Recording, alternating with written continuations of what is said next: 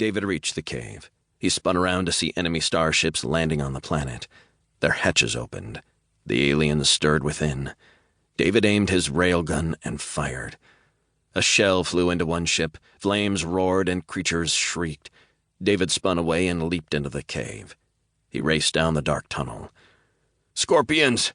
he shouted. "Warriors, arise! Scorpions!" Warriors? They were those who had fled the war. Cowards, some had called them. Traitors, others said. But tonight they would fight. Tonight they would be warriors again. One last time, for humanity, for the remnants of this endangered species, hunted and dispersed among the stars, for a memory of Earth. David kept running. Behind him he heard the aliens scuttling in pursuit, their claws clattering down the tunnel. Their stench filled the cave. God, the stench of them, a miasma like burnt skin and ash and ammonia, the stink of piss on a smoldering campfire. The smell summoned memories like demons, and again David was back there, fighting with the inheritors, battling the aliens in their hives. Again he heard his comrades scream. Again he felt their blood spray him, hot and coppery. Again he saw the claws rise, tearing his brothers apart, and... David shoved the memory aside. "You still have family," he told himself. "Defend them. Survive." "Warriors, rise!" David cried again. And from the depths of the caves they emerged, 20 men in body armor holding railguns. They were thin, haggard, hungry. They were perhaps cowards. They were those who had defected, had fled the war, seeking safety in darkness.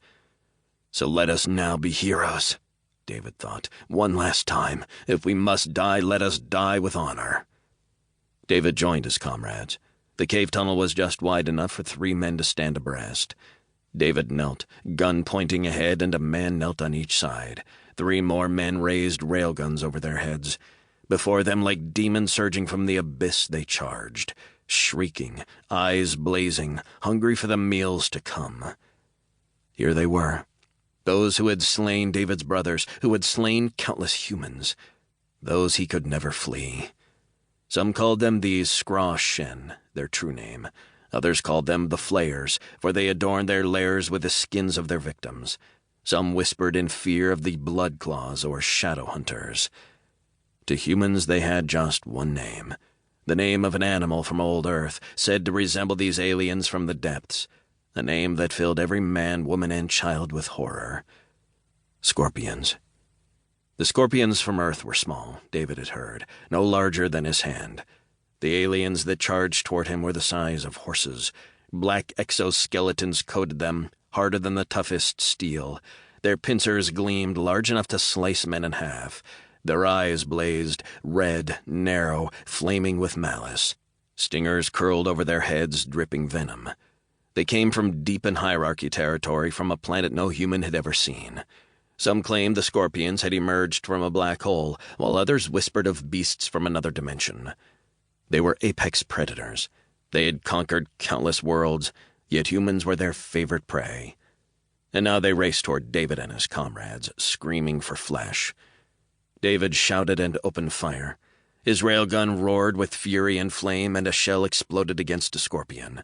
An instant later, his comrades fired too, screaming, blasting hypersonic lead against the enemy. In old legends of Earth, the mythical heroes used gunpowder to fight the monsters from the darkness. Railguns were far deadlier. They used electromagnetic hellfire to launch bullets powerful enough to tear through buildings. One bullet hit the cave wall and plowed a hole through the stone, vanishing in the darkness. Yet even these mighty weapons barely dented the scorpion's exoskeletons. One bullet sank into a creature's head, but only an inch deep, not even slowing the alien. Another bullet ripped off a claw, yet even that digit kept crawling, snapping, thirsty for blood. David could barely breathe. His head spun. "We're going to die. We're all going to die here." The scorpion's stingers rose. Venom sprayed. The humans screamed. A blast of venom hit someone at David's side. The man howled as his face melted. The features dripped off, revealing the bone, until the skull too dissolved. Another venomous spray hit a man behind David, and the warrior bellowed, clawing at his face. The skin came free in his hands. Droplets sizzled against David, burning through his pants.